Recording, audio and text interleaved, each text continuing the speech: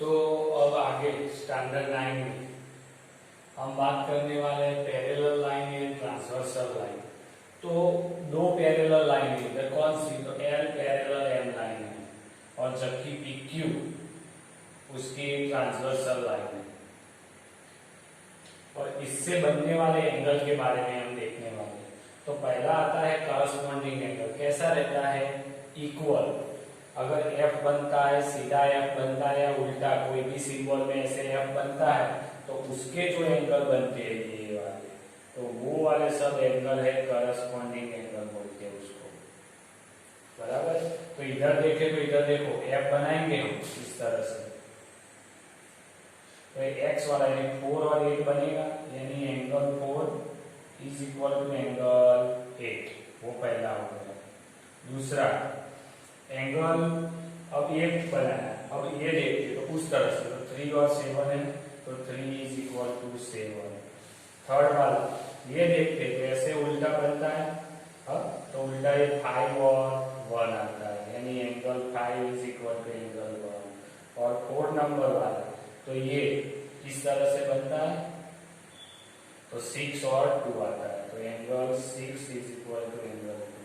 तो ये जो एंगल बनते हैं वो करस्पॉन्डिंग एंगल है, यानी 2 6 है, 1 5 है, 7 3 है, 8 और 4 है।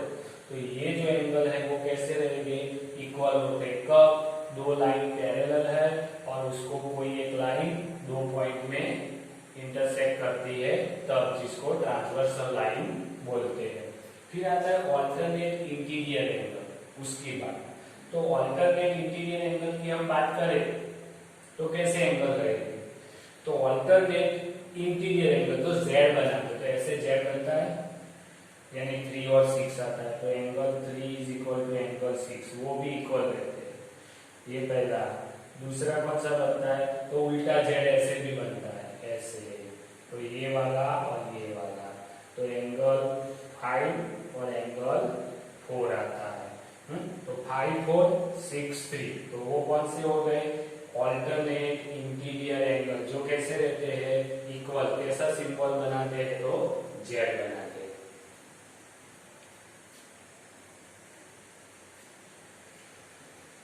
फिर आता है interior angle on the same side of transversal. ये ट्रांसवर्सल है, इसके इंटीरियर एंगल लेकिन एक ही साइड वाले, सेम साइड ऑफ। तो देखो इधर क्या बनता है, सी जैसा बनता है ऐसा, तो ये वाला और ये वाला, यानी 4 और 6 आता है, तो angle 4 plus angle 6 is equal to 180 degree होता है, वो सप्लीमेंट्री एंगल रहते हैं ये दोनों। और इधर आता है 3 और 5, तो दूसरा कौन सा आता है, angle 3 plus angle 5 is equal to,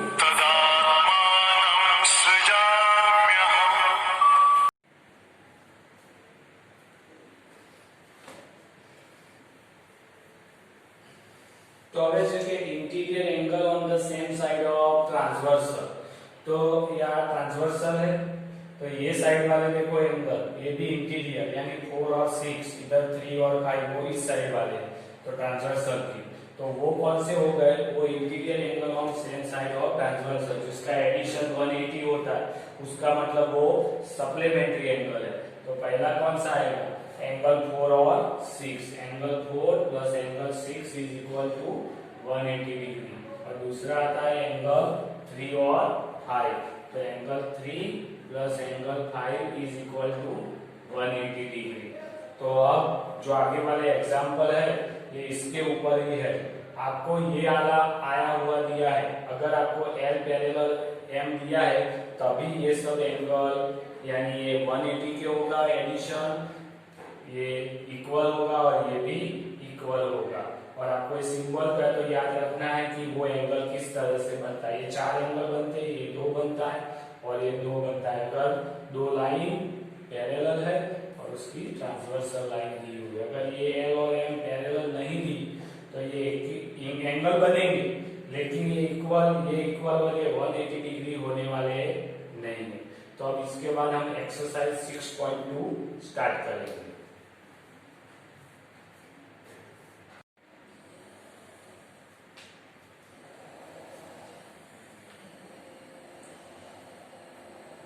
question number 1 है एक्सरसाइज 6.2 का, जिसके अंदर आपको x और y फाइंड करना है। तो पहले ये देखो, ये 50 और x, उसका रिलेशन क्या है? तो लिखता हूं मैं एंगल पी आर ए अथवा ए आर पी लगता, A R P and angle A R Y, sorry A R S is linear pair. बराबर है, दोनों लीनियर पेयर एंगल है, तो इसीलिए क्या है 50 plus x is equal to 180 volt. या इसके पहले angle A R P plus angle A R S is equal to 180 भी लिख सकता हूँ। तो x इज इक्वल टू क्या हुआ 180 माइनस 50, तो आपको मिला 130, x मिल गया। अब इस तरह से y और 130 का रिलेशन लिखिए, तो angle R S D and angle C S Q is vertically opposite angle, है कि नहीं? ये दोनों लाइन, ये लाइन और ये लाइन क्रॉस करती है, तो ये वाला, तो उसका मतलब angle C S Q is equal to angle R S D. Angle C S Q कितना है? तो 130 इज इक्वल टू वाई, तो इसका मतलब वाई इज इक्वल टू 130। तो ये आ गया।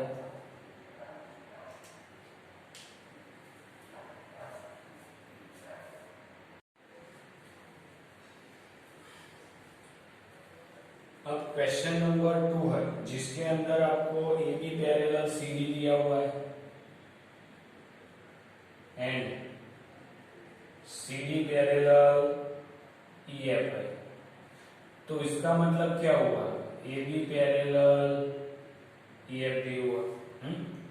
सो दूसरा आपको रिलेशन दिया है वाई जेम वाला, y जेम z is equal to 3 जेम 7, so y is equal to 3x and या x तो दूसरी वैल्यू है, तो x की जगह पे कोई a लेते 3a और z is equal to 7a हो गया।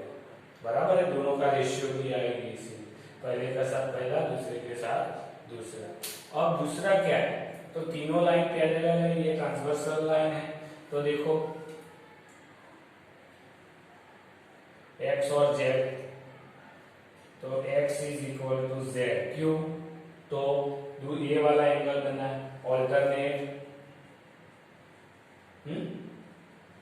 ऑल्टरनेट इंटीरियर एंगल z बनता है। तो x और z सही है, तो इसका मतलब x इज इक्वल टू क्या आया? 7 आया।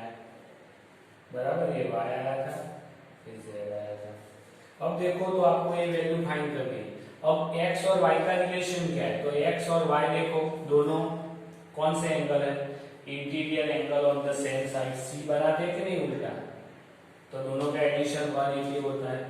तो इधर मैं लिखता हूँ x is equal to y, तो पहला कौन सा? इंटीरियर एंगल, बाकी का मैं लिखता नहीं। तो x की वैल्यू कितनी थी? 7 है, y की वैल्यू 3 थी। 7 इक्वल टू, सॉरी दोनों का एडिशन कहाँ? दोनों का x plus y equal to 180 होगा ना। तो x कितना है? 7 है, 3a इज इक्वल टू 180 हुआ ना। तो टोटल मिला के कितना हुआ? 10a is equal to 180। तो a is equal to 180 by 10, तो a इज इक्वल टू 0 0 करके आया, तो 18 आया, ये आ गया। अब ए की वैल्यू पुटअप करते हो, पहला एंगल कौन था? x is equal to 7a था ना। x और z इक्वल एंगल है, तो 7 इंटू 80 बराबर है, तो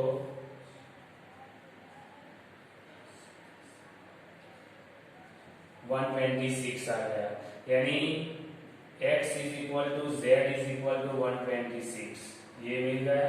दूसरा आपको y ढूंढना है, तो y इज इक्वल टू कितना? 3a था, तो 3 मल्टीप्लाई 80 हुआ, 54 आ गया। तो आपको x, z और y तीनों मिल गए एंगल।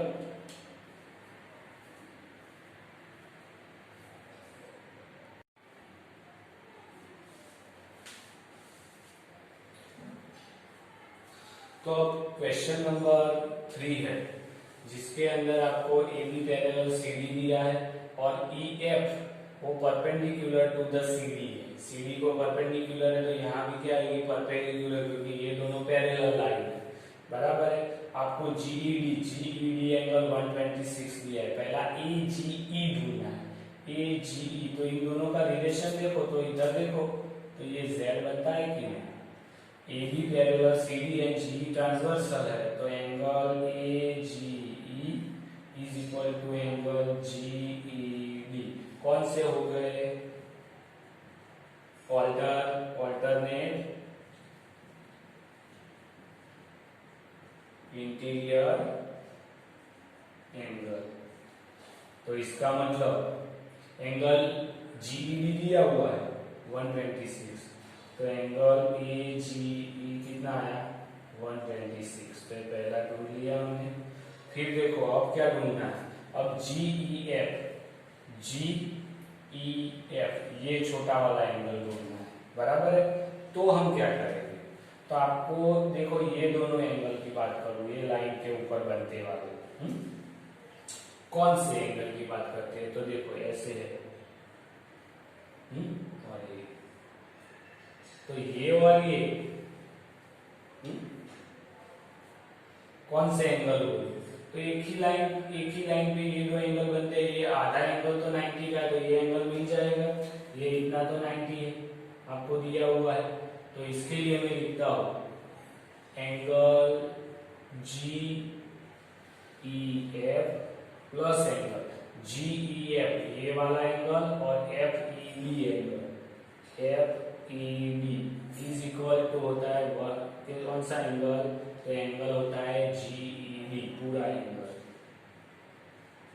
जबकि जी ई एफ को तो ढूंढना है जी E F plus F E D, तो ये तो 90 डिग्री हुआ और ये आपका 126 दिया हुआ है।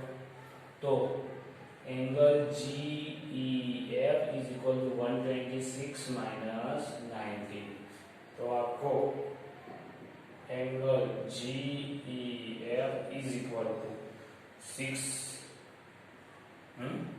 और 12 में से 9 जाएगा तो 3 आएगा 36, तो ये आ गया।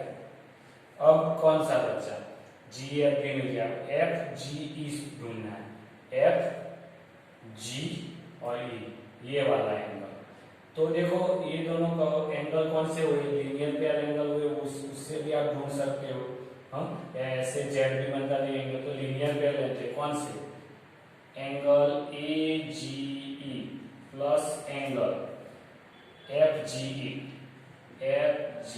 ई इज इक्वल टू 180 डिग्री, क्यों, लीनियर पेयर।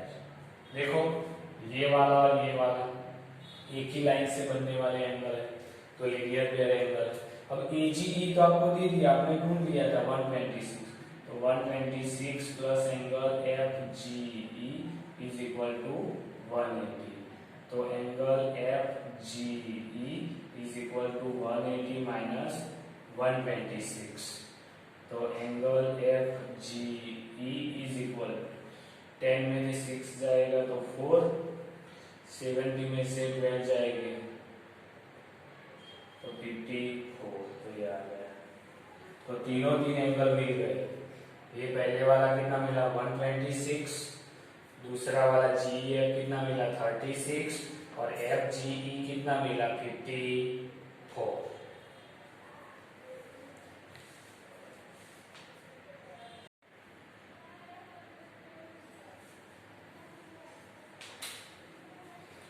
अब देखो क्वेश्चन नंबर 4 है, इसके अंदर फिगर दी हुई है और आपको हिंट भी दिया हुआ है कि draw the line parallel to the ST and pass through R। तो मैंने RA लाइन ड्रॉ की इधर से, इस तरह से एक लाइन पास कर रहा हूं इधर मैं पॉइंट ले रहा हूँ ए, तो आगे लाइन है वो एसटी की पैरेलल लाइन है, बराबर है। दूसरा आपको क्या दिया हुआ है, पीक्यू पैरेलल एसटी भी बोला है, क्या बोला है, PQ parallel ST and ST parallel RA, so PQ parallel RA भी होगा, यानी ये लाइन और ये लाइन तीनों कैसी है, एक दूसरे को पैरेलल है। अब आपको इसके अंदर ढूंढना क्या है, एंगल क्यू आर एस ढूंढना है, क्यू आर एस ये वाला एंगल ढूंढना है। तो देखो अगर z बनता है तो ये पूरा एंगल मिल जाएगा, वो ढूंढ लेते हैं। तो PQ पैरेलल आरए हो गया, और इसके लिए ट्रांसवर्सल कौन सी है, ये, तो इधर मैं लिखता हूं PQ parallel RA and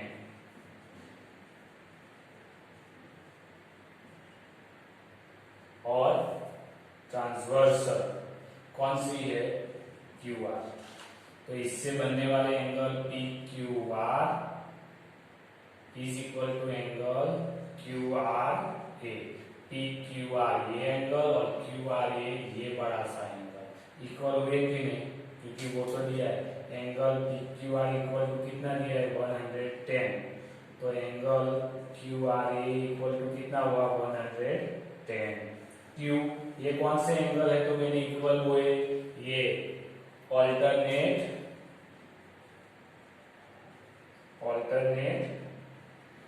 interior angle, तो आपको ये पूरा एंगल मिल गया 110। अब 130 और आर का भी रिलेशन है, तो वो इधर लिख देता हूं, कौन सा, तो ST पैरेलल RA एंड